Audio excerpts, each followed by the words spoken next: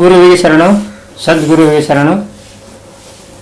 ಪ್ರಥಮದಲ್ಲಿ ನಮ್ಮ ಗುರುಗಳಿಗೆ ಶ್ರೀ ನಾಮದೇವಗೌಡ ಅವಧೂತ ರಾಜಯೋಗಿ ಅವರ ಚರಣಾರವಿಂದರಲ್ಲಿ ಶರಣಾರ್ಥಿ ಎಂದು ಹೇಳುತ್ತಾ,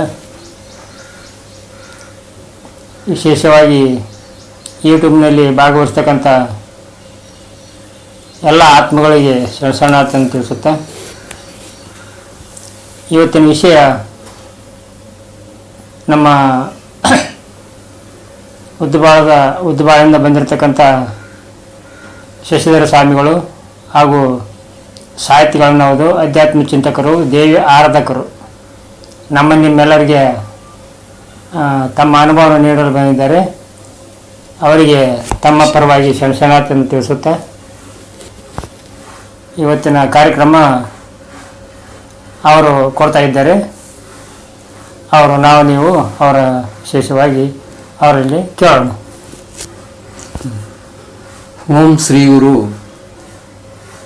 ಬಸವಲಿಂಗಾಯ ನಮಃ. ಮೊದಲನೆಯದಾಗಿ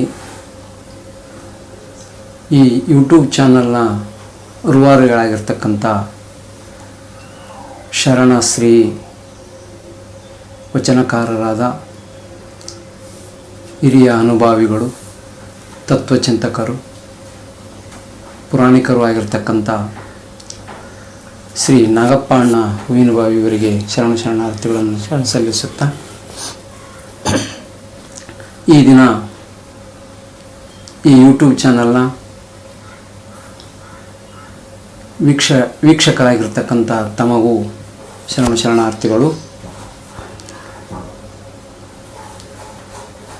ಶ್ರೀ ವೈರಾಗ್ಯ ವೀರಾಗಿಣಿ ಅಕ್ಕ ಮಹಾದೇವಿಯ ಒಂದು ವಚನವನ್ನು ನೋಡೋಣ. ಹಸಿವಾದೊಡೆ ಭಿಕ್ಷಾನ್ನಗಳುಂಟು, ತೃಷೆಯಾದೊಡೆ ಕೆರೆ ಬಾವಿಗಳುಂಟು, ಶಯನಕ್ಕೆ ಹಾಳು ದೇಗುಲಗಳುಂಟು, ಚನ್ನ ಮಲ್ಲಿಕಾರ್ಜುನಯ್ಯ ಆತ್ಮಸಂಗಾತಕ್ಕೆ ನೀ ಎನಗುಂಟು ಅಂತ ತಾಯಿ ಇಲ್ಲಿ ಮನೋಜ್ಞವಾಗಿರತಕ್ಕಂಥ ಈ ವಚನವನ್ನು ಸಾದರಪಡಿಸಿದ್ದಾಳೆ. ಅಕ್ಕ ಮಹಾದೇವಿಯು ಮಹಾ ವೈರಾಗ್ಯನಿಧಿ, ಮಹಾಶ್ವಶರಣೆ. 12ನೇ ಶತಮಾನದಲ್ಲಿ ಕಲ್ಯಾಣದಲ್ಲಿ ಮಹಿಳೆಯರಿಗಾಗಿ ಅವರ ಒಂದು ಸ್ಥಾನಮಾನಕ್ಕಾಗಿ ತಾಯಿ ಅಕ್ಕ ಮಹಾದೇವಿ ಒಂದು ದೊಡ್ಡ ಸಾಧನೆಯನ್ನೇ ಮಾಡಿ ಈ ಸಮಾಜಕ್ಕೆ ತೋರಿಸಿದ್ದಾಳೆ. ಅಂತ ತಾಯಿ ಈ ಒಂದು ವಚನದಲ್ಲಿ ಎಂಥ ಸರಳತೆಯನ್ನು ಮೆರೆದಿದ್ದಾಳೆ ಅಂತ ನಾವು ನೋಡಬೇಕಾಗ್ತೈತಿ. ಈ ದಿನ ನಮ್ಮ ಜೀವನ ಯಾವ ರೀತಿ ಇದೆ, ಆ ಅಂದಿನ 12ನೇ ಶತಮಾನದಲ್ಲಿ ಆ ಬಸವಾದಿ ಶರಣೆಯರು ಯಾವ ರೀತಿ ಜೀವನವನ್ನು ಕಂಡುಕೊಂಡಿದ್ದರು ಅಂತ ನಾವಿಲ್ಲಿ ವಿಚಾರ ಮಾಡಬೇಕಾಗಿದೆ. ಹಸಿವಾದೊಡೆ ಭಿಕ್ಷಾನ್ನಗಳುಂಟು ಎನ್ನುವ ಮಾತು ಇಲ್ಲಿ ಕಿಂಕರತ್ವವನ್ನು ಒಳಮೂಡಿಸುತ್ತದೆ. ಆದರೆ ಇವತ್ತಿನ ಈ ಸಮಾಜದಲ್ಲಿ ನಾವು ಅದೆಷ್ಟು ಹಪಾಪಿಸಿ ನಾವು ಹಣ ಗಳಿಸುವುದಾಗಲಿ, ಧನಧಾನ್ಯ ಸಿರಿ ಸಂಪತ್ತು ಗಳಿಸುವುದಕ್ಕಾಗಿ ನಮ್ಮದು ಹೋರಾಟ ಸಣ್ಣದಲ್ಲ. ಇಂಥ ಹೋರಾಟ ನಾವು ಮಾಡಕತ್ತೀವಿ. ಅದೇ ಎದಕ್ಕ? ಹೊಟ್ಟೆಗಾಗಿ ಮತ್ತು ಬಟ್ಟೆಗಾಗಿ. ಆದರೆ ಇಲ್ಲಿ ತಾಯಿ ಹೇಳಕತ್ತಾಳ, ಹಸಿವಾದರೆ ಭಿಕ್ಷಾನ್ನಗಳುಂಟು ಅಂತ. ಇಲ್ಲಿ ಕಿಂಕರತ್ವ ಯಾಕಪ್ಪ ಅಂತಂದ್ರೆ ಆದ ಕೂಡಲೇ ಭಿಕ್ಷಾಟನೆ ಮಾಡೋದು ಅಷ್ಟು ಸುಲಭದ ಮಾತಲ್ಲ. ಆ ಒಂದು ಮನಸ್ಸು ಬರ್ಬೇಕಾಯ್ತಪ್ಪ ಅಂತಂದ್ರ ಅಲ್ಲಿ ಒಳಗ ನಾನು ಅಂತಕ್ಕಂಥದ್ದು ಅಳುವಾಗ ಮಾತ್ರ, ಆ ವೈರಾಗ್ಯ ಒಡಮೂಡಿದಾಗ ಮಾತ್ರ ಈ ಒಂದು ಪ್ರಕ್ರಿಯೆ ಬರಲು ಸಾಧ್ಯ. ಅದಕ್ಕಾಗಿ ತಾಯಿ ಹೇಳ್ತಾ ಇದ್ದ, ಹಸಿವಾದಡಿ ಭಿಕ್ಷಾನ್ನಗಳುಂಟು. ಯಾಕಪ್ಪ ನೀವು ಊಟಕ್ಕಾಗಿ ಇವತ್ತು ಇಷ್ಟೆಲ್ಲ ಮಾಡಕತ್ತಿರಲ್ಲ, ಅದೆಷ್ಟು ನಿಮ್ಮ ಈ ಹೋರಾಟ ನೀರಿಗಾಗಿ,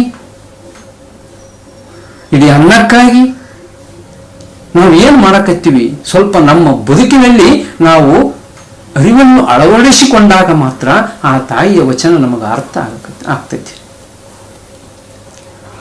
ನಮ್ಮದು ಸದಾ ಅನ್ನಕ್ಕಾಗಿಯೇ ಹಾರಾಟ, ಹಣಕ್ಕಾಗಿಯೇ ಹಾರಾಟ, ಒಡವೆ ವಸ್ತ್ರ ಆಸ್ತಿ ಇದಕ್ಕೆ ಹೋರಾಟ. ಅಣ್ಣ ತಮ್ಮರಲ್ಲೇ ಅಷ್ಟಾಗಿ ನಾವು ಆಸ್ತಿ ವಿಚಾರ ಬಂದಾಗ ಅವರ ಜೊತೆಯಲ್ಲಿ ನಮ್ಮದು ಹೆಂಗಾಗ್ತದಪ್ಪ ಅಂದ್ರೆ ಒಂದು ರೀತಿಯಲ್ಲಿ ಬಿರುನುಡಿಗಳು ಪ್ರಾರಂಭವಾಗಿಬಿಡ್ತಾವೆ. ಅಷ್ಟು ಅನ್ಯೋನ್ಯತೆ ಇದ್ದಲ್ಲಿ ಕೂಡ ಈ ಹಣ ಆಸ್ತಿಗಾಗಿ ನಾವು ಆ ರೀತಿಯಾಗಿ ನಮ್ಮ ಬಂಧು ಬಾಂಧವ್ಯಗಳಲ್ಲಿ ಕೂಡ ಈ ಒಂದು ಹಾರಾಟ ಹೋರಾಟ ಆಗ್ತೈತಲ್ಲ. ಅದನ್ನ ಅಕ್ಕ ಮಹಾದೇವಿ ಏನ್ ಹೇಳ್ತಾಳಪ್ಪ ಅಂದ್ರ ಅದನ್ನೆಲ್ಲ ಮಾಡೋದು ಬೇಡ, ಸರಳತೆ ಮೈಗೂಡಿಸಿಕೊಳ್ಳಿ. ಅತ್ಯಂತ ಸರಳವಾಗಿ ಜೀವನ ಸಾಗಿಸ್ರಪ್ಪ ಅಂದ್ರ ಯಾವ ಹೋರಾಟವೂ ಬೇಕಿಲ್ಲ, ಯಾವ ಹಾರಾಟವೂ ಬೇಕಿಲ್ಲ, ಯಾವ ಚೀರಾಟವೂ ಬೇಕಿಲ್ಲ ಅಂತ ಇಲ್ಲಿ ತಾಯಿ ಹೇಳ್ತಾ ಇದ್ದಾಳೆ. ಆಕೆಯ ಮಾತಿನಲ್ಲಿ ನಾವು ಕಂಡುಕೊಳ್ತಕ್ಕಂಥ ಸತ್ಯ ಏನಪ್ಪಾ ಅಂತಂದ್ರ ಕಿಂಕರತ್ವ ಮತ್ತು ಸರಳತೆ. ಇದನ್ನು ಮೈಗೂಡಿಸಿಕೊಂಡಾಗ ನಮಗೆ ಅಷ್ಟು ಎಷ್ಟು ಆಹಾರದ ಒಂಥರ ದುರಾಶೆ ಅಂತಕ್ಕಂಥದ್ದು ಒಡ ಮೂಡಿಬಿಡ್ತೈತಿ, ಅದು ಬರೋದಿಲ್ಲ. ಆ ತಾಯಿಯ ವಚನದಲ್ಲಿ ತಾತ್ಪರ್ಯ ಐತೆ. ನಮಗೆ ಏನಪ್ಪಾ ಅಂತಂದ್ರೆ ಬದುಕಿನಲ್ಲಿ ನಾವು ದಾನ ಧರ್ಮ ಪರೋಪಕಾರಗಳನ್ನು ಮೈಗೂಡಿಸಿಕೊಳ್ಬೇಕಾಗ್ತೈತಿ. ಅಂದಾಗ ಇಲ್ಲಿ ತಾಯಿ ಒಂದು ಅರ್ಥದಲ್ಲಿ ಈ ರೀತಿ ಹೇಳಿದ್ದರು ಕೂಡ, ಶರಣರ ವಚನಕ್ಕೆ ನೋಡಿದೆಲ್ಲ ಮುಖ, ಒಂದು ದೀಪಕ್ಕೆ ನಾವು ಸುತ್ತ ಯಾವ ರೀತಿ ಮುಖವನ್ನು ಕಾಣುತ್ತೇವೆ ಆ ರೀತಿ ಇರ್ತಂತೆ ಶರಣರು ಅನುಭವಿಗಳು ಹೇಳ್ಕೊಂಡು ಬರ್ತಾರ. ಅದರಂತೆ ನಾವಿಲ್ಲಿ ನೋಡುವುದಾದ್ರ ಅಕ್ಕನ ವಚನದಲ್ಲಿ ಇನ್ನೊಂದು ಅರ್ಥ ನಾವು ಹುಡುಕ್ಬೇಕಾಗಿತ್ತಪ್ಪ ಅಂತಂದ್ರ ಆಕೆ ಹೇಳ್ತಾಳ, ಹಸಿವಾದಡಿ ಭಿಕ್ಷಾನ್ನಗಳುಂಟು ಅಂತ ಹೇಳ್ತಾಳಲ್ಲ. ನಮ್ಮ ಅರಿವನ್ನು ಜಾಗೃತಿಗೊಳಿಸ್ಬೇಕಾದ್ರ, ನಮ್ಮ ಜ್ಞಾನವನ್ನು ವೃದ್ಧಿಗೊಳಿಸ್ಬೇಕಾಗಿತ್ತಪ್ಪ ಅಂತಂದ್ರ ಅದು ಏನಾದ್ರೂ ನಮ್ಮಲ್ಲಿ ಕೊರತೆ ಇತ್ತಪ್ಪ ಅಂದ್ರ ನಾವು ಸುಮ್ಮನೆ ಕೂಡುವುದಲ್ಲ. ಜ್ಞಾನಿಗಳು, ಮಹಾಮೇಧಾವಿಗಳು, ಅನುಭಾವಿಗಳು ಈ ಸಮಾಜದಲ್ಲಿ ಸಾಕಷ್ಟು ಇದ್ದಾರ. ಅವರ ಹತ್ರ ಹೋಗು, ಅವರಿಂದ ಒಂದೊಂದು ನುಡಿಯನ್ನು ಕಲಿತು ನೀನು ಜ್ಞಾನವನ್ನು ಸಂಪಾದನೆ ಮಾಡು ಅಂತಕ್ಕಂಥ ಮಾತನ್ನು ಕೂಡ ಇಲ್ಲಿ ಆ ತಾಯಿ ಹೇಳ್ಕೊಂಡು ಬರ್ತಾ ಇದ್ದಾಳೆ ಅಂತ ನಾವು ನೋಡ್ಬೇಕಾಗ್ತೈತಿ. ಭಿಕ್ಷಾನ್ನಗಳಂತಂದ್ರ ನಾವು ಬರೀ ಅನ್ನಕ್ಕಾಗಿ ಮಾತ್ರ ಅಲ್ಲ, ಜ್ಞಾನದ ಭಿಕ್ಷೆಯು ಕೂಡ ನಮಗೆ ಬೇಕಾಗಿರ್ತೈತಿ. ನಮ್ಮ ಜ್ಞಾನ ನಮಗೆ ಸಾಲದ ಇದ್ದಾಗ ನಾವು ಇತರರ ಜ್ಞಾನವನ್ನು ಪಡೆದು ಅವರಿಂದ ಅದನ್ನು ನಾವು ತಗೊಂಡಾಗ ಅದು ನಮಗ ಜ್ಞಾನ ರೂಪದಲ್ಲಿ ಬಂದು ನಮ್ಮ ಜ್ಞಾನವನ್ನು ಹೆಚ್ಚಿಸ್ತದೆ, ಆ ಅರಿವನ್ನು ಒಡಮೂಡಿಸುತ್ತದೆ ಅಂತಕ್ಕಂಥ ಮಾತನ್ನು ಸಹ ತಾಯಿ ಇಲ್ಲಿ ಹೇಳ್ಕೊಂಡು ಬರ್ತಾ ಇದ್ದಾಳೆ. ಹಾಗೆ ಇನ್ನೊಂದು ಅರ್ಥದಲ್ಲಿ ನಾವು ಎಷ್ಟೇ ಗಳಿಸಿದರೂ ಏನೇ ಮಾಡಿದರೂ ದಾನ ಧರ್ಮದ ಮನೋಭಾವವನ್ನು ಬೆಳೆಸಿಕೊಳ್ಬೇಕಂತ ಆ ತಾಯಿಯ ವಚನದಲ್ಲಿ ತಾತ್ಪರ್ಯ ಇದೆ. ಇವತ್ತು ನಮ್ದು ಹೆಂಗಾಗ್ಬಿಡತ್ತಪ್ಪ ಅಂತಂದ್ರ ಏನೆಲ್ಲ ಗಳಿಸ್ಬಿಡ್ತೀವಿ, ಏನೇನೋ ಮಾಡಿ ಏನೇನೋ ಗಳಿಸ್ಬಿಡ್ತೀವಿ. ಯಾವುದಾಯ್ತಿ ಒಂದು ಧರ್ಮ ಕಾರ್ಯಕ್ಕ, ಒಂದು ಒಳ್ಳೆಯ ಒಂದು ಕಾರ್ಯಕ್ಕ ನಮ್ಮ ಧನ ವಿನಿಯೋಗಿಸ್ಬೇಕಾಗ್ತೈತಿ. ಅದನ್ನು ಮಾಡಲಾರ್ದ ನಾವೇನಾದರೂ ಲೋಭತ್ವವನ್ನು ಮೈಗೂಡಿಸಿಕೊಂಡಾಗ, ಕಡು ಲೋಭಿಗಳು ಆದಾಗ ಅದನ್ನು ಬುದ್ಧಿ ಕಲಿಸಕ್ಕೂ ಕೂಡ ನಮಗ ಭಗವಂತ ಯಾರನ್ನಾದರೂ ಅಲ್ಲಿ ಹುಟ್ಟು ಹಾಕ್ತಾನ ಅಂತ ಹೇಳಿ. ಹೀಗೆ ಒಬ್ಬ ಧನಿಕ ಸಾಕಷ್ಟು ಗಳಿಸಿಬಿಡ್ತಾನೆ, ಆದರೆ ಆತನಲ್ಲಿ ಲೋಭತ್ವ ಮೈಗೂಡಿಕೊಂಡು ಬಿಡ್ತದೆ. ಅಂತ ವ್ಯಕ್ತಿ ಇರ್ತಕ್ಕಂಥ ಊರಲ್ಲಿ ಒಬ್ಬ ಬಡವ, ಪಾಪ ಕಡು ಬಡವ, ಒಂದು ತನ್ನ ಹೊಟ್ಟೆಪಾಡಿಗಾಗಿ ಎತ್ತನ್ನು ಇಟ್ಟುಕೊಂಡು ಒಂಟೆತ್ತಿನ ಬಂಡೆ ಅಂತೇಳಿ ಹೊಡೆದು ಅದರಿಂದ ಬರ್ತಕ್ಕಂಥ ಹಣದಿಂದ ತನ್ನ ಜೀವನ ಸಾಗಿಸ್ತಾ ಇರ್ತಾನೆ. ಒಂದು ದಿನ ಆ ಎತ್ತನ್ನು ಮೇಯಿಸಿಕೊಂಡು ಬರಲು ಹೋದಂತಹ ಸಮಯದಲ್ಲಿ ಆ ಊರಲ್ಲೇನು ಶ್ರೀಮಂತ ಇದ್ದ ಆತನ ಆಕಳು ಕೂಡ ಅಲ್ಲಿ ಹುಲ್ಲು ಮೇಯಲಿಕ್ಕೆ ಬಂದಿರುತ್ತದೆ. ಈ ಬಡವನ ಎತ್ತು ಓಡಿಕಂತ ಚಿನ್ನಾಟ ಮಾಡಿಕಂತ ಬಂದು ಆ ಆಕಳನ್ನು, ಆ ಒಬ್ಬ ಶ್ರೀಮಂತನ ಆಕಳನ್ನು ಕೊಂಬಿನಿಂದ ತಿವಿದು ಸಾಯಿಸಿಬಿಡುತ್ತದೆ. ಆಗ ಆ ಬಡವ ಇದು ಕಂಡು ಮರುಗುತ್ತಾನೆ. ಏನು ಮಾಡಬೇಕು, ಹಿಂಗಾಗಿ ಹೋಯ್ತಿದು, ಇನ್ನು ಆ ಧನಿಕ ನನ್ನ ಸುಮ್ಮನೆ ಬಿಡ್ತಾನ, ಏನೆಲ್ಲ ಆಗುತ್ತಂತ ಒಂಥರ ರೋದನೆ ಮಾಡಕತ್ತಾನ. ಆಗ ಅಲ್ಲಿಗೆ ಒಬ್ಬ ವ್ಯಕ್ತಿ ಬರ್ತಾನೆ, ಏನು ನಡೆದ ವಿಚಾರವನ್ನೆಲ್ಲ ಕೇಳ್ತಾನೆ, ಹಿಂಗಾಗೈತೆ ಅಂತ. ಆಗ ವಿಚಾರ ಮಾಡ್ತಾನ, ಈತ ಕಡು ಬಡವ, ಈಗ ಏನು ಕೊಡುವ ಸ್ಥಿತಿಯಲ್ಲಿ ಇಲ್ಲ, ಎತ್ತನ್ನು ಬಿಟ್ಟರೆ ಈತನ ಹತ್ತಿರ ಏನೂ ಇಲ್ಲ. ಇಂತಹ ಸಂದರ್ಭದಲ್ಲಿ ಆ ಧನಿಕ ಸಾಕಷ್ಟು ಹಣ ಇದೆ, ಆದರೂ ಲೋಭತ್ವ ಇದೆ. ಆತ ಈತನನ್ನು ಸುಮ್ಮನೆ ಬಿಡುವುದಿಲ್ಲ ಒಂದು ವಿಚಾರ ಮಾಡಿ ಇದಕ್ಕೆ ಏನಾದರೂ ಒಂದು ಉಪಾಯ ಮಾಡ್ಬೇಕಂತೇಳಿ ಕೇಳಿಸಿ ಆ ಬಡ ವ್ಯಕ್ತಿಯನ್ನ ಕರೆದುಕೊಂಡು ಧನಿಕನ ಮನೆಗೆ ಹೋಗ್ತಾನೆ. ಹೋಗಿ ಆ ಧನಿಕ ಈತ ಬಂದಿರುವುದನ್ನು ನೋಡಿ ವಿಚಾರ ಮಾಡ್ತಾನೆ, ಏನಪ್ಪ ಯಾಕೆ ಬಂದಿರಲ್ಲ ಇಬ್ರು ಅಂತ ಕೇಳಿದಾಗ ಆ ಬಡವನನ್ನು ಕರ್ಕೊಂಡು ಹೋಗಿರ್ತಾನಲ್ಲ ಆ ವ್ಯಕ್ತಿ ಹೇಳ್ತಾನ, ನೋಡಿ ಸ್ವಾಮಿ, ನಿಮ್ಮ ಹಸು ಈತನ ಹಸುವನ್ನು ಕೊಂಬಿನಿಂದ ತಿವಿದು ಕೊಂದು ಬಿಟ್ಟಿದೆ ಅಂತ ಹೇಳ್ತಾನೆ. ಅಂದ್ರ ಇಲ್ಲಿ ಏನಾಗ್ತದೆ, ಬಡವನ ಎತ್ತು ಶ್ರೀಮಂತನ ಆಕಳನ್ನು ತಿವಿದು ಕೊಂದಿರ್ತೈತೆ. ಆದ್ರೆ ಇಲ್ಲಿ ಆ ವ್ಯಕ್ತಿ ಏನ್ ಮಾಡ್ತಾನ, ಅದನ್ನ ತದ್ವಿರುದ್ಧ ಮಾಡಿ ಹೇಳ್ತಾನ. ಕಾರಣ ಇಷ್ಟೇ, ಆತನಿಂದ ಇದು ಏನು ಬರುತ್ತಾ ಅನ್ನೋ ಒಂದು ವಿಚಾರಕ್ಕ ಇಲ್ಲಿ ಆ ರೀತಿ ಮಾಡ್ತಾನ. ಆಗ ಶ್ರೀಮಂತ ಹೇಳ್ತಾನ, ಹೌದಾ ಹಿಂಗಾಗ್ಬಿಡಿತ, ಇರಲಿ, ದನಗಳಂದ ಮೇಲೆ ಮೇಲಿಕ್ಕೆ ಹೋದಾಗ ಇವೆಲ್ಲ ಸಹಜ, ಏನೋ ಆಗಿರ್ಬೋದು, ಅದೇನು ಅಂತ ದೊಡ್ಡ ವಿಷಯ ಅಲ್ಲ. ನೋಡಿ ಇಲ್ಲಿ ತನ್ನ ಹಸು ಬಡವನ ಹಸುವನ್ನು ಕೊಂದಿರುವುದೆಂದು ತಿಳಿದುಕೊಂಡು ಈ ರೀತಿ ಮಾತಾಡ್ತಾನ. ಅದೇ ಬಡವನ ಎತ್ತು ಈತ ಹಸುವನ್ನು ಕೊಂದಿದ್ದೆ ಅಂದ್ರೆ ಅದೇ ಪ್ರತಿಕ್ರಿಯೆ ಬೇರೆ ಇರ್ತಿತ್ತು. ಇಲ್ಲಿ ಹಿಂಗಾಯ್ತು, ಆಗ ಇಲ್ರಿ ಏನೋ ಆಗಿಬಿಟ್ಟತೆ, ಮತ್ತೀಗ ಪರಿಹಾರ ಏನ್ರಿ ಅಂತಾನ. ಆಗ ಶ್ರೀಮಂತ ಹೇಳ್ತಾನ, ಪರಿಹಾರ ಇದಕ್ಕೇನು, ಅವು ದನಗಳಿಗೆ ಅರಿವಿರುವುದಿಲ್ಲ, ಆ ಕಾರಣಕ್ಕಾಗಿ ಮಾಡೇ ಹೊರತಾಗಿ ಇದೇನಂತ ದೊಡ್ಡ ಪ್ರಮೇಯ ಅಲ್ಲ, ಇದು ಸರ್ವೇ ಸಾಧಾರಣವಾಗಿ ನಡೆಯುವಂತ ಕ್ರಿಯೆ. ದನಗಳು ಸೇರಿದಾಗ ಇದಾಗೈತೆ ಹೊರತಾಗಿ ಯಾರು ಮಾಡಬೇಕಂತ ಮಾಡಿದ್ದಲ್ಲ. ಮುಂದೆ ಆತನ ಹಸು ಕೂಡ ಎತ್ತಾಗಲಿ ಹಸು ಆಗಲಿ, ನಮ್ಮ ಎತ್ತನ್ನಾಗಲಿ ಹಸುವನ್ನಾಗಲಿ ಇದೆಲ್ಲ ಕೊಂಬಿನಿಂದ ತಿವಿದು ಕೊಂದಬಹುದು. ಆಗ ನಾನು ಕೂಡ ಇದೇ ಪ್ರತಿಕ್ರಿಯೆ ತೋರುತ್ತೇನೆ. ಆತನ ಹಸು ಸತ್ತಿದೆ ಎಂದು ನಾನೇನು ಆತನಿಗೆ ಏನು ಕೊಡಬೇಕಾದಂತ ಅವಶ್ಯಕತೆ ಇಲ್ಲ, ಆತನಿಗೆ ಪರಿಹಾರ ಏನು ಕೊಡುವಂತ ಅವಶ್ಯಕತೆ ಇಲ್ಲ. ಮುಂದೆ ಒಂದು ದಿನ ನಮ್ಮ ಹಸು ಕೂಡ ಆ ರೀತಿ ಏನಾದರೂ ಆತನು ಏನು ಪರಿಹಾರ ಕೊಡುವ ತಾತ್ಪರ್ಯ ಇಲ್ಲ ಅಂತಕ್ಕಂಥ ಮಾತನ್ನ ಹೇಳಿ ಸರಿ ಮಾಡಿಬಿಡ್ತಾನ. ಆಗ ನೋಡಿ ಆ ವ್ಯಕ್ತಿ ಹೇಳ್ತಾನ, ಆಯ್ತು ಶ್ರೀಮಂತರೇ, ನಿಮ್ಮ ಮಾತಿನಂತೆ ಈಗ ಆತನ ಹಸು ಸತ್ತಿದೆ, ಅದಕ್ಕೆ ನೀವೇನು ಪರಿಹಾರ ಕೊಡುವಂತಿಲ್ಲ. ನಂತರ ನಿಮ್ಮ ಹಸು ಏನಾದರೂ ಆತನ ಎತ್ತಿನಿಂದ ತಿಳಿದು ಆತನ ಎತ್ತು ಕೊಂದಿದ್ದರೆ ಅದಕ್ಕೂ ಪರಿಹಾರ ಏನು ಕೊಡುವ ಪ್ರಮೇಯೇ ಬರುವುದಿಲ್ಲ ಅಂತ ಹೇಳಿದೆ. ಹೌದು, ಇದು ಸತ್ಯ ಅಂತ ಹೇಳಿದಾಗ ಆಗ ಆ ವ್ಯಕ್ತಿ ಹೇಳ್ಬಿಡ್ತಾನ, ಇಲ್ಲ ಶ್ರೀಮಂತರೇ, ಆತನ ಎತ್ತು ನಿಮ್ಮ ಹಸುವನ್ನು ಕೊಂಬಿನಿಂದ ತಿಳಿದು ಕೊಂದಿರುತ್ತದೆ ಅಂತ ಹೇಳ್ತಾನೆ. ಆಗ ಶ್ರೀಮಂತನಿಗೆ ಏನು ಮಾತಾಡ್ಬೇಕಂತ ಗೊತ್ತಾಗೋದಿಲ್ಲ. ಅಲ್ಲಿಗೆ ಆತ ಸುಮ್ಮನೆ ಆಗುವ ಪರಿಸ್ಥಿತಿ ಬರುತ್ತದೆ.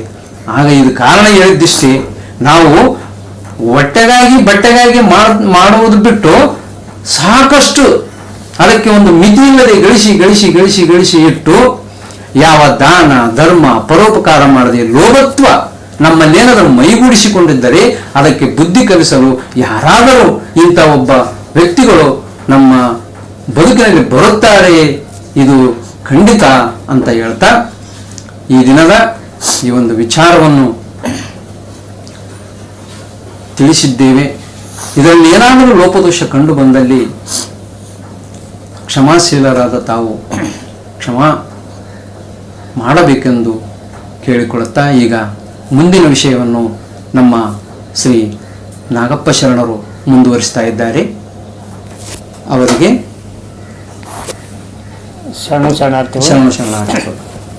ವಿಶೇಷವಾಗಿ ಅಹಂಕಾರ ಇದ್ರೆ ಒಳ್ಳೇದಲ್ಲ. ನಾವು ಕಿಂಕರ ತಿಂದು ಬಾಳಿದ್ರೆ ಮಾತ್ರ ಜಗತ್ತು ನಮ್ಮ ರಕ್ಷಣೆ ಮಾಡ್ತೈತಿ. ಈಗ ಹಿಂದಕ್ಕೆ ಎಲ್ಲ ಶರಣರು, ದಾಸರು, ಯೋಗಿಗಳು, ತ್ಯಾಗಿಗಳು ಅಹಂಕಾರ ಅವಕಾಶನೇ ಆ ದಾರಿ ಅವರಿಗೆ ವಿಶೇಷ ಮಾರ್ಗ ಸಿಕ್ಕಿರೋದು. ಅಹಂಕಾರ ಇದ್ರೆ ಆ ಮಾರ್ಗ ಸಿಗೋಕ್ಕೆ ಸಾಧ್ಯನೇ ಇಲ್ಲ. ಅಸಲಿಗೆ ಹೇಳಿದ್ರು ಅವರು, ಹಸಿವು ಆದೋಡೆ ಭಿಕ್ಷಾನ್ನಗಳು ಉಂಟಂತ ಹೇಳಿದ್ರು.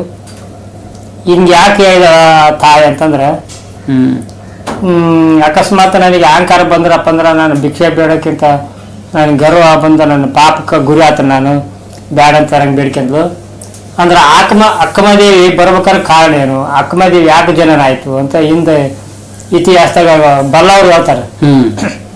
ಅಲ್ಲಂ ಪ್ರಭು ವಿಶೇಷ ಜ್ಞಾನಿ, ಶೂನ್ಯ ಸಂಪಾದನಕ್ಕೆ ಎಷ್ಟೋ ಶಟಸ್ಥಲ ಸೋಪಾನ ಆತ್ಮವರು ಪ್ರಭುದೇವರು ಬರ್ತಾರಂತ ಮುಂದೆ ಕಾಯ್ತಿದ್ರಂತ. 12ನೇ ಶತಮಾನ ಶರಣರು ಆ ಶಟಸ್ಥಲ ಸೋಪಾನ ಅಂತೇಳಿ ಅವ್ರಿಗೆ ಆಗಿ ಮೀಸಲಿತ್ತಂದ್ರು. ಅವಾಗ ಅನುಭವ ಮಂಟಪಕ್ಕೆ ಅವರ ಯೋಗ್ಯ ಅನ್ಕೇಸಿ ಬಸವಣ್ಣವರು ಎಲ್ಲಾರ ಬಸವಣ್ಣವ್ರು ಹಿಡ್ಕೊಂಡು ಎಲ್ಲಾರಾಗಿ ಆತನ ದಾರಿ ಕಾಯಾಗ ಆತ ಪ್ರಭುದೇವರ ಕಾಯಕೆನ ಮೊದಲೇ ಬಾರಿಸೋದು ಕುಣಿಯೋದು ಆತನ ಕಾಯಕ ಅಲ್ಲಂ ಪ್ರಭು ಎಂದು. ಅದನ್ನ ಭಕ್ತ ಹಿಂಗಜ ನೋಡಂತ ಪರಮೇಶ್ವರ ಒಂದು ಪುರಾಣದಾಗ ಬರ್ತೈತೆ. ಅದು ನನ್ನ ಭಕ್ತ ಹಿಂಗಜನ ಜಗತ್ತಿನೊಳಗ ಅಂತ ಅಷ್ಟು ಜ್ಞಾನವಂತ ಜನಂತ ಪರಮೇಶ್ವರ ಪಾರ್ವತಿಗೆ ಹೇಳ್ತಾನಂತ. ಆತನ ನೀ ಬೇಕಾದಂತ ತಿರಲ್ಲ, ನಾನು ಸೋರ್ಸೋದ ಧರ್ಮ ನಂದು, ನನ್ನ ಮಾಯೆಯಿಂದ ಯಾರು ಗೆದ್ದಿಲ್ಲ, ನಾನು ಸೋರಿಸ್ತಂತ ಪಾರ್ವತಿ ಹಟ್ಟಿ ಹಿಡಿತಾಳಂತೆ. ಅವಾಗ ಇಲ್ಲ ಇಲ್ಲ ಈಗ ನೀನು ಹಂಗೆಲ್ಲ ಭಕ್ತರ ಮೇಲೆ ನೀನು ತೋರ್ಸಕ್ ಹೋಗ್ಬೇಡ, ಸೋರ್ಸೋದಾಗಲ್ಲ ಅಂತ ಹೇಳ್ತಾನೆ. ನೀನೇನಾದ್ರು ಸೋರ್ಸಂಗಿತ್ತಪ್ಪ ಅಂತಂದ್ರೆ ಭಕ್ತಿಯಿಂದ ಸೋರ್ಸ್ಬೇಕು, ಅಹಂಕಾರದಿಂದ ನೀನು ಸೋರಿಸೋಕೆ ಹೋದ್ರೆ ನಡೆಯಲ್ಲ ಅಂತ ಹೇಳ್ತಾನೆ. ಅವಾಗ ಅದೇನು ದೊಡ್ಡ ಆಗದ, ನಾನು ಸೋರಿಸ್ತಂತ ಮೋಹ ಬರಂಗ್ ಮಾಡ್ತಂತ ಹೇಳ್ತಾನೆ. ಅವಾಗ ಆಕೆ ಒಬ್ಬಕ್ಕೆ ನಟರಾಗಿ ಒಂದು ಅವರು ಕೆಲವೊಂದು ಡಂಬರಾಟ ಮಾಡ್ತಕ್ಕಂಥ ಅವ್ರ ಮನೆ ಹೊಟ್ಟೆ ಗುಟ್ಟಿ ಪಾರ್ವತಿದೊಂದು ಕಿಡಿ, ಜ್ಞಾನದ ಕಿಡಿ ಹೊಟ್ಟೆ ಗುಟ್ಟಿ ಅದ್ರಂಗ ಚದುವಾಗಿ ನಾಟ್ಯ ಮಾಡಕ್ ಬರ್ತಾವಂತ ಪ್ರಭುದೇವ್ರು ಕೂಡ. ಪಾರ್ವತಿ ಸೋಲಿಸಾಕ ಆತನ ಸೋಲಿಸ್ಬೇಕಂತ ಕಳಿಸಿರ್ತಾವಂತ. ಅವಾಗ ಆತ ಹೇಳ್ತಾನ, ಮಾಯಿಗೆ ಹೇಳ್ತಾನಂತ, ಮಾಯಿ ಎಂಬುದು ಮಾಯಿ ನೀನ್ ಎಷ್ಟು ಮಾಡಿದ್ರೆ ನಾನು ಒಯ್ಯಂಗಲ್ಲ, ನಾನು ಸಾಧ್ಯ ಅಂತ ಎಷ್ಟೋ ಅದನ್ನ ಭಾಳ ವಚನಗಳು ಬರ್ತಾವ. ಆತ ಒಳಗಾಗಲ್ಲ ಆತ. ಲಾಸ್ಟಿಗೆ ಆತನ ಕೂಡ ಬೇಜಾಡಿ ಅವರು ಎಲ್ಲ ಚಿಂತನೆ ಮಾಡಿ ಒಡ್ನಾಡಿ ಏನೇನು ಆಟಗ ಆಡೋದು ಕುಣಿಯೋದು ಮಾಯದಿಂದ ಇದು ಮಾಡಿಕೊಂತ ಬರ್ತಾನೆ. ಅವರು ಹೇಳ್ತಾರ, ಹೆಣ್ಣು ಮಾಯ ಎಂಬರು ಹೆಣ್ಣು ಮಾಯ ಅಲ್ಲವಯ್ಯ, ಮಣ್ಣು ಮಾಯ ಎಂಬುದು ಮಣ್ಣು ಮಾಯವಲ್ಲವಯ್ಯ, ಒಂದು ಮಾಯ ಎಂಬರು ಒಂದು ಮಾಯವಲ್ಲಯ್ಯ, ಅವು ಜಗಕ್ಕಿಕ್ಕಿದ ವಿಧಿ ನಿನ್ನದೆಂಬುದು ಜ್ಞಾನರತ್ನ, ಅಂತಪ್ಪ ಜ್ಞಾನವ ನೀ ಧರಿಸಿದೇ ಆದಡೆ, ನಿನಗಿಂತ ಸಿರಿವಂತರು ಯಾರಲ್ಲ ಕೇಳೆ ಮನವೇ, ಗುಹೇಶ್ವರ ಲಿಂಗದಲ್ಲಿ ನಿನಗಿಂತ ಸಿರಿವಂತರು ಯಾರಲ್ಲ, ನೀನು ಅದರಂತೆ ಜ್ಞಾನವನ್ನು ಜ್ಞಾನಾಂಬ ರತ್ನವನ್ನು ನೀನು ಅಲಂಕರಿಸಿದೆ ಆದಡೆ, ನಮ್ಮ ಗುಹೇಶ್ವರ ಲಿಂಗದಲ್ಲಿ ನಿನಗಿಂತ ನಿನ್ನ ಬಿಟ್ಟು ಸಿರಿವಂತರು ಯಾರ್ಯಾರಲ್ಲ ಅಂತ ಹೇಳ್ತಾನೆ ಮನಸ್ಸಿಗೆ. ನಮ್ಮ ಗುಹೇಶ್ವರ ಲಿಂಗದಾಗ ಅದ್ರಂಗೆ ನೀನು ಆತಿ ನೋಡು, ಅದು ಕೇಳಕ್ಕೆ ಮಾಯಕ್ಕೆ ಒಳಗಾಗ್ಬಾರ್ದೇನಂತ ತಾನು ಮನಸ್ಸಿಗೆ ಹೇಳ್ಕೊಂತಾನೆ. ಅದನ್ನ ಕೇಳಿ ನನಗೆ ಸೋಲ್ಸೋದು ಆಗ್ಲಲ್ಲ, ನಾನು ಗೆದ್ದೆ, ನಾನು ಆತ ಗೆದ್ದ, ನನ್ನಿಂದ ಆಗ್ಲಲ್ಲ ನಾನು ಸೋಲ್ಸೋದಂತ ಪಾರ್ವತಿ ಸೋತ್ ಬರ್ತಾಳ. ಪರಮಾತ್ಮ ಅಂತಾನ ಅವಾಗ, ನೀನು ಸೋಲ್ಸಂಗಿತ್ತಪ್ಪ ಅಂತಂದ್ರೆ ನೀನು ಭಕ್ತಿಯಿಂದ ಗೆದಿಬೇಕು, ನೀನು ಹಂಗಾರ ಸೋಲ್ತಾನಂತ ಭಕ್ತಿಗೆ ಅಂತ ಅಂದಾಗ ಅಕ್ಕನ ರೂಪಾಯಿ ಬರ್ತಾವಂತ ಅವಾಗ. ಓಹೋ ಪಾರ್ವತಿ ಹ್ಮ್ ಹ್ಮ್ ಹ್ಮ್ ಅಕ್ಬಾರಿ ರೂಪಾಗಿ ಬಂದು ಅವರು ಏನೋ ಶೆಟ್ರು ಹೊಟ್ಟೆ ಹುಟ್ಟಿ ಕಸಿ ಹ್ಮ್ ಕೈಶಾಸ ಅತ್ಯಾರ ಕೌಶಿಕ ರಾಜ ಮನಸ್ಸು ಮಾಡ್ತಾನ ಮದುವೆ ಆಗ್ಬೇಕಂತ ಮದುವೆ ಆಗ್ಬೇಕಂತ ಮಾಡ್ತಾನ. ಆದಷ್ಟನ್ನೆಲ್ಲ ಅವ್ರಿಗೆ ಉಳಿಸಿ ಅವ್ರವ್ರ ಮಾತು ಕೊಟ್ಟು ಗೆದ್ದ ಬಂದು ಇದ್ರಂಗ ಅಲ್ಲಾಂ ಪ್ರಭು ಸಾನ್ನಿಧ್ಯಕ್ಕೆ ಬರ್ಬೇಕತ್ತಪ್ಪ ಅಂದ್ರ ಅನುಭವ ಮಂಟಪ ಎಲ್ಲೈತಿ ಅಂತ ಹುಡುಕ್ಯಂತ ಬರಾಗ ಅಲ್ಲಿ ಉಡುತಡೆ ಅಂತ ಇರ್ತೈತೆ ಆಕೆ ಊರು ತಂದೆ ತಾಯಿ ಊರು ಉಡುತಡೆ ಅಂತ. ಆ ಕೌಶಿಕ ಮಹಾರಾಜ್ ಏನಂತಾನ 3 ಷರತ್ತಿರ್ತಾವು ಅವನ್ನೆಲ್ಲ ಸೋಲಿಸಿ ಆಮೇಲೆ ಅದನ್ನ ವಿಶೇಷ ಹೇಳ್ಬೇಕಾದ್ರೆ ಬೇರೆ ಐತಿ. ಅದನ್ನ ಆ ಕೌಶಿಕ್ ಮಹಾರಾಜರಿಗೆ ಬಟ್ಟೆ ಮಾರಿಗೆ ಹೋಗುದು ಇದ್ರಿಗೆ ಏನೈತಿ ಇದನ್ನ ಮುಗಿಸಿ ನೀನೆಲ್ಲ ರಾಜನ ಇದ್ ಮಾಡ್ಕೊಂತ ನೀನು ಬುದ್ಧಿ ಕೆಡಿಸಂತಿದಿ ಏನೈತಿ ನೋಡಂತ ಬಟ್ಟೆ ಬಿಚ್ಚಿ ಒಕ್ಕಟ್ಟಾಗ ಪ್ರತ್ಯಕ್ಷ ಆದಾಗ ಅದು ಹೊಲಸ್ಕೊಂಡಾಗ ನಾನು ಪೂರ್ತಿ ನಾನು ಅಜ್ಞಾನ ಆಗ್ಬಿಟ್ಟೆ ಅಂತ ಆತಗೊಂದು ಜ್ಞಾನ ಹುಡ್ತೈತಿ ಅಂತ. ಹಂಗಾಗಿ ಪ್ರಭು ದೇವ್ರ ತಕ್ಕ ಅಲ್ಲಿ 12 ಶತಮಾನ ಶರಣದ ಅನುಭವ ಮಂಟಪಕ್ಕೆ ಹೋತಾವ ಅಂತ ಅವಾಗ. ಅದನ್ನ ಹೋಗೋದ್ ನೋಡಿ ತಾಯಿ ತಂದಿ ಉಡು ತಡಿ ಹಂಗ ಹೋಗ್ಬೇಡ ಉಡು ತಡ್ಕ ಉಡು ತಡಿ ಅಂತ ಹೆಸರು ಬಿದ್ದೈತಿ ಅವಾಗಿಂದ. ಹಂಗಾಗಿ ಭಕ್ತಿಯಿಂದ ಗೆದ್ರು. ಅದರಂತೆ ವಿಶೇಷವಾಗಿ ಎಲ್ಲ 12ನೇ ಶತಮಾನದ ಶರಣರಿಗೆ ಅಕ್ಕ ಆದ್ಲಂತ, ಆ ಬಸವಣ್ಣವರು ಎಲ್ಲ ಶರಣರಿಗೆ ಅಣ್ಣ ಆದ್ನಂತ ಅಂತ ಬರ್ತೈತಿ. ಆದ ಕಾರಣ ಆ ಶರಣರ ದೃಷ್ಟಿಯಲ್ಲಿ ನಾವು ನೀವು ಹೋಗೋಣ, ಆ ಶರಣರ ಬದುಕು ನಾವು ಅಳವಡಿಸೋಣ ನಮ್ಮ ಜೀವನ ಅಂತ ಹೇಳುತ್ತಾ ಈ ಕಾರ್ಯಕ್ರಮ ಇಷ್ಟವಾದಲ್ಲಿ ಸಬ್ಸ್ಕ್ರೈಬ್ ಮಾಡಿ, ಲೈಕ್ ಮಾಡಿ, ಶೇರ್ ಮಾಡಿ ಅಂತ ಹೇಳುತ್ತಾ ನಿಮ್ಮ ಮೇಲೆ ಹೇಳಿಕೊಟ್ಟಿರ್ತಕ್ಕಂಥ ನಮ್ಮ ಶಶಿಧರ ಸ್ವಾಮಿಗಳಿಗೂ ತಮ್ಮಿಗೂ ಶರಣ ಆರ್ತಿ ಅಂತ ಹೇಳುತ್ತಾ ಈ ಕಾರ್ಯಕ್ರಮ ಇಲ್ಲಿ ಮುಗಿಸೋಣ. ಎಲ್ಲರಿಗೂ ಶರಣಾರ್ಥಿ.